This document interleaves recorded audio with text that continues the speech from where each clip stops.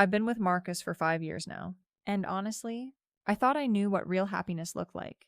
We started dating right after college, moved in together after year 2, and everything just clicked. He's got this steady, reliable thing going on, works in IT, coaches Little League on weekends, actually remembers to take out the trash without me having to ask 17 times. Not like some people I could mention. My sister Natalie has always been the golden child in our family. Always. When we were kids, she got the lead in every school play while I painted sets backstage.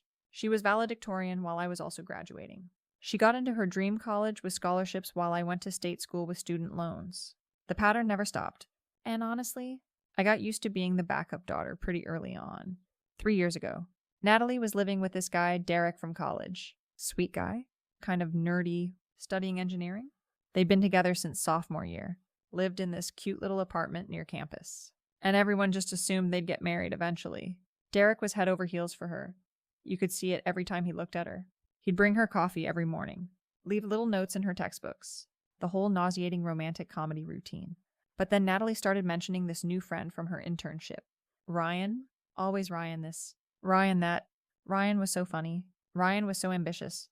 Ryan had such great ideas about their project. I noticed she started dressing differently when she had to work late, started being vague about her schedule, started keeping her phone face down during family dinners. I'm not stupid. I could see exactly what was happening, even if everyone else wanted to pretend Natalie was just making new friends at work. For 6 months, she strung Derek along while sneaking around with Ryan. 6 whole months of lies and fake smiles and sorry honey. Another late meeting tonight. It was disgusting to watch, but also kind of fascinating. Perfect Natalie wasn't so perfect after all. When she finally broke up with Derek 2.5 years ago, she never told him the real reason, just fed him some garbage about growing apart and needing space to find herself. Derek was devastated, completely blindsided. He kept calling her, texting, showing up at family events hoping they could work things out. Meanwhile, Natalie was already planning her future with Ryan, just waiting for the dust to settle before making it public. The worst part, she kept Derek on the hook, even after she started openly dating Ryan. Even after she moved in with him, she'd still text Derek. Little messages about missing their friendship, hoping they could stay close, asking how he was doing. She told everyone it was just being mature and maintaining a friendship with an ex. But I knew better. She liked having him available as backup emotional support. My parents ate it up, of course. Natalie's handling this so maturely. It's wonderful that she can maintain a friendship with Derek. She's always been so thoughtful about other people's feelings. Meanwhile, I'm watching this poor guy get emotionally manipulated by my sister, and everyone's praising her for it. A year ago, Natalie and Ryan had their wedding. Huge, expensive affair.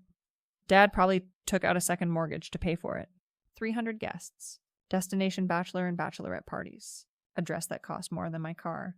Mom cried during the ceremony.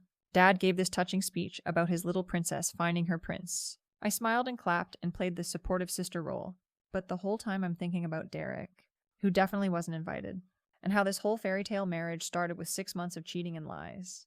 Now it's finally my turn. Marcus proposed 6 months ago. Nothing fancy. Just the two of us on our couch with takeout Chinese food and a ring he'd been hiding in his sock drawer for weeks. It was perfect because it was real, no cameras, no audience, just us. We set the date for this spring, small ceremony, close family and friends only. Nothing like Natalie's production. But lately, Natalie's been acting weird around the wedding planning. She'll come over to look at centerpiece options and spend the whole time on her phone. She declined being my maid of honor, claiming work was too crazy right now. She's been passing on wine at family dinners, claiming she's on some new health kick. And yesterday, when I mentioned the final head count, she got this strange look and said she might have some exciting news to share soon. I'm not an idiot. I know exactly what that means. The phone call came on a Tuesday morning, 1 week before my wedding. I was addressing the last batch of invitations when my phone rang with a number I didn't recognize. Hi, is this Emma? This is Sarah from Sweet Dreams Bakery. I'm calling about the cake order for this weekend. I was confused for a second. I think there's been a mistake. My wedding cake is being handled by Morrison's downtown. Oh no, this isn't for a wedding cake. This is for the special announcement cake. The order was placed by Natalie Henderson for pickup Saturday morning. Pink and blue layers with "We're expecting." Written in gold script. My blood went cold. I'm sorry, what did you say? The pregnancy announcement cake? For Saturday. The customer specifically requested it be ready for a family celebration this weekend. Is there a problem with the order? I managed to keep my voice steady. No, No problem. I'm actually calling on behalf of Natalie. Can you tell me what time the pickup is scheduled? Saturday at 10 a.m.? Will someone else be picking it up instead? Actually, we need to cancel that order. Oh, I'm sorry to hear that. There will be a cancellation fee since it's such short notice. That's fine. Please cancel it. I hung up and stared at my phone, hands shaking with rage. She was going to announce her pregnancy at my wedding reception. At my wedding, after everything I'd put up with over the years, all the times I'd been pushed to the background while she soaked up attention. She was planning to steal my one day. I called Marcus at work, trying to keep my voice level. Hey, can you talk for a minute? Sure. What's up? You sound weird? Natalie's pregnant? Oh, wow. That's great news. Wait, how do you know? Did she tell you? She's planning to announce it at our reception on Saturday. Silence. Then, are you serious? Dead serious. She ordered a pregnancy announcement cake for pickup Saturday morning. Wow. That's really messed up. Have you talked to her about it? Not yet. I'm trying to figure out what to do. Well, you have to say something, right? Maybe she doesn't realize how inappropriate it is. But I knew better. Natalie knew exactly what she was doing. This was calculated, just like everything else she'd ever done. She couldn't stand the idea of me having one day that was completely mine. That night, I lay awake thinking about Derek. Poor Derek, who still had no idea why his relationship really ended, who probably still wondered what he did wrong, who had no clue that Natalie was still texting him right up until her wedding day. Marcus has friends on a recreational football team, and one of them mentioned that Derek had joined this league last season. It wouldn't be hard to get his number. I told myself I was just going to give him closure. He deserved to know the truth about why Natalie left him. It wasn't fair that he'd spent 2 years blaming himself for something that was entirely her fault. I called him Thursday evening. Derek. Hi, this is Emma, Natalie's sister. Oh, hey Emma, is everything okay? Actually, I was hoping we could meet for coffee. There are some things about Natalie that I think you should know. We met Friday afternoon at a Starbucks across town. Derek looked good. He'd been working out. Seemed more confident than I remembered. But when I started explaining about Ryan and the affair, about the months of overlap, about how Natalie had been lying to him the entire time, I watched his face crumble. She was cheating on me for 6 months. I'm sorry. Derek, I thought you deserved to know the truth. And she's been texting me this whole time, even after marrying him. I showed him screenshots I'd seen on Natalie's phone during family gatherings. Messages to Derek about missing their connection. Asking about his life. Keeping that door cracked open just enough to maintain control. I can't believe this. All this time, I thought I'd done something wrong. You didn't do anything wrong. Natalie made her choices. Derek stared at the evidence on my phone screen, and I could see him processing everything. The lies, the manipulation, the way she'd kept him emotionally tethered while building a life with someone else. There's something else. I said carefully, she's pregnant, and she's planning to announce it at my wedding reception tomorrow. Your wedding? That's completely selfish. Yeah. Derek was quiet for a long moment. Then he looked up at me with something new in his eyes. Anger. Finally, what time is your reception? I gave him the details. The venue, the timing, everything. I told him he should come as my guest, that it was time everyone knew what kind of person Natalie really was. Saturday morning, I woke up feeling lighter than I had in years. Finally, perfect Natalie was going to face some consequences for her actions. The ceremony was beautiful, small and intimate, just like we planned. Marcus looked incredible in his navy suit. And for a few hours, I forgot about everything, except how happy I was to be marrying my best friend. At the reception, Natalie seemed nervous. She kept checking her phone, probably wondering why the bakery hadn't called about her cake pickup. She was wearing a loose dress that definitely hid any early pregnancy bump, and she kept touching her stomach in that unconscious way pregnant women do. During dinner, she stood up with her champagne glass, filled with what I now realize was probably ginger ale. I hope you don't mind if I steal the spotlight for just one tiny moment, she said with that perfect smile. Ryan and I have some exciting news to share with the family. I smiled back at her, wide and genuine, of course. We're so excited to hear your news. She looked startled by my enthusiasm, but pressed on. We're pregnant. The baby's due in December. The family erupted in congratulations. Mom started crying happy tears. Dad stood up to hug Ryan. Aunts and uncles gathered around to offer good wishes. Classic Natalie moment, even at someone else's wedding. She managed to become the center of attention. That's such wonderful news, I said loudly enough for everyone to hear. And speaking of wonderful surprises, I have one too. I walked to the entrance where Derek was waiting. Exactly as we'd planned. Everyone, I'd like you to meet Derek. Some of you might remember him. He's Natalie's ex-boyfriend. Derek. Why don't you tell everyone about those text messages Natalie's been sending you? The room went dead silent. Natalie's face went white, then red, then white again. Emma, what are you doing? Mom hissed, But Derek stepped forward, phone in hand. He'd spent the night going through years of messages, screenshots, evidence of emotional manipulation that had continued right through Natalie's engagement and marriage. I think everyone should know that Natalie's been texting me throughout her entire relationship with Ryan, Derek said clearly, including last month, when she told me she sometimes wondered what would have happened if we'd stayed together. Ryan turned to stare at his pregnant wife. What is he talking about? Derek held up his phone. I also think you should know that she didn't break up with me because we grew apart. She broke up with me because she'd been cheating on me with you for 6 months. The explosion was immediate.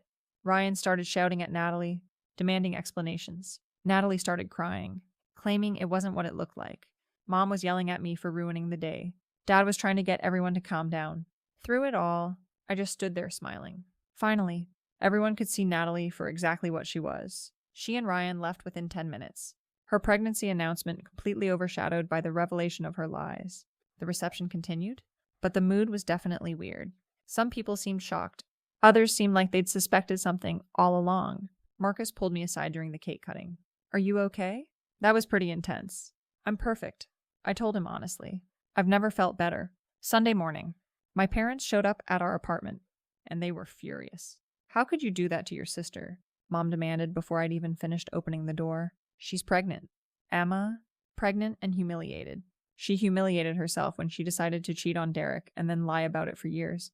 That's ancient history. You had no right to drag all that up, especially not at your own wedding. Ancient history. She was still texting him last month. Mom? While she was married to Ryan, Dad stepped in, using his disappointed voice. Emma, your sister made some mistakes, but what you did was cruel. She's family, so am I. But that didn't stop her from planning to steal my thunder with her pregnancy announcement. She was just excited to share good news with family. At my wedding reception, without asking, after ordering a special cake to make sure she got maximum attention, they exchanged looks. They hadn't known about the cake. Regardless, Mom said, you need to apologize? Publicly? Tell everyone that Derek was just joking, that you misunderstood some innocent messages. I stared at her. Are you insane? Emma, Dad's voice carried a warning. Your sister's marriage is in trouble because of what you did. Ryan's talking about divorce. She needs family support right now. Not more drama? Her marriage is in trouble because she's been lying to her husband since day one. That's not my fault. You could have handled this privately. You chose to humiliate her in front of everyone. Like she was planning to humiliate me by announcing her pregnancy at my reception. Mom's face was getting red. That's completely different. She was sharing happy news, without asking the bride and groom. At someone else's wedding? You're being ridiculous. Families share news at family gatherings. Then she should have called a family dinner, not hijacked my reception. We went around in circles for another hour. They wanted me to apologize, to help cover up Natalie's mess, to pay for marriage counseling and her medical expenses, since the stress I'd caused might affect the pregnancy. They wanted me to fix everything I'd broken. I told them exactly where they could shove their demands. If you don't make this right, Dad said finally, you're choosing Derek and his revenge over your own family. I'm choosing honesty over lies. If you can't handle that, you know where the door is. Marcus came out of the bedroom where he'd been hiding to avoid the confrontation. I think you two should leave now. Excuse me. Mom turned on him. You heard me? Emma doesn't owe anyone an apology for telling the truth. If you can't accept that, then leave?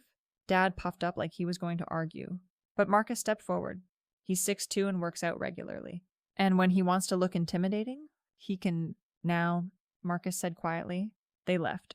But not before Mom announced that we were no longer welcome at family events until I came to my senses. Fine by me. The fallout was swift and dramatic. Ryan filed for divorce within a week, citing infidelity and emotional manipulation. Derek finally got closure and blocked Natalie's number permanently. My parents started a campaign to turn the extended family against me, painting me as the villain who destroyed a pregnant woman's marriage out of jealousy. Some relatives bought it.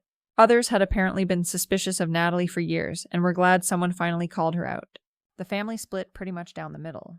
Marcus and I went on our honeymoon as planned, ignoring the increasingly frantic messages from my parents demanding I come home and fix the mess I'd created. I blocked their numbers after the 5th voicemail about how I was going to be responsible for my nephew or niece growing up without a father. When we got back, the social media war had escalated. Natalie's friends were posting about how cruel and jealous I was. My friends were posting about how manipulative and attention-seeking she'd always been. Someone, probably one of Natalie's college friends, created a fake story about me having an affair with Derek during his relationship with Natalie, which was completely insane, but got shared around enough that I had to make a public post with receipts proving it was false. My parents sent one final ultimatum: apologize and help pay for Natalie's divorce attorney and medical expenses, or be permanently cut off from the family. I chose permanent cutoff. It's been 6 months now. Natalie's divorce was finalized last month. She's living in a small apartment across town, working part-time and preparing for single motherhood. Ryan got remarried already. Apparently he'd been talking to his ex-girlfriend throughout his marriage to Natalie too, which is kind of hilarious when you think about it. My parents have made it clear that I'm not welcome at the baby shower, won't be invited to meet my nephew when he's born, and I'm essentially dead to them unless I admit I was wrong and beg for forgiveness. I have zero regrets. Natalie spent years manipulating people, lying to people who loved her, and expecting everyone else to clean up her messes. She finally faced some real consequences for her actions, and somehow that's my fault. She chose to cheat on Derek. She chose to lie about it. She chose to keep manipulating him emotionally for years. She chose to plan a pregnancy announcement at my wedding without asking. Every single thing that happened to her was the direct result of her own choices. I just made sure people knew the truth about those choices. Marcus is completely supportive. He thinks my family is toxic and that I'm better off without them. He's probably right. We're talking about moving across the country next year for his job, getting a fresh start away from all this drama. Sometimes I wonder if I'll regret cutting off my entire family over this. If I'll miss out on knowing my nephew. If I'll wish I'd just kept my mouth shut and let Natalie get away with everything like always. But then I remember Derek's face when he realized he'd spent 2 years blaming himself for Natalie's lies. I remember the relief in his voice when he finally understood that her leaving had nothing to do with his worth as a person. I remember how good it felt to watch perfect Natalie face real consequences for the first time in her life. No, I don't regret it. She got exactly what she deserved. And I got exactly what I wanted. A life free from her manipulation and my parents' favoritism. Marcus and I are happy. We're planning our future together, and we don't have to pretend to respect people who think lying and cheating are acceptable as long as you're family. Natalie made her choices. Now she gets to live with them, and I get to live with mine.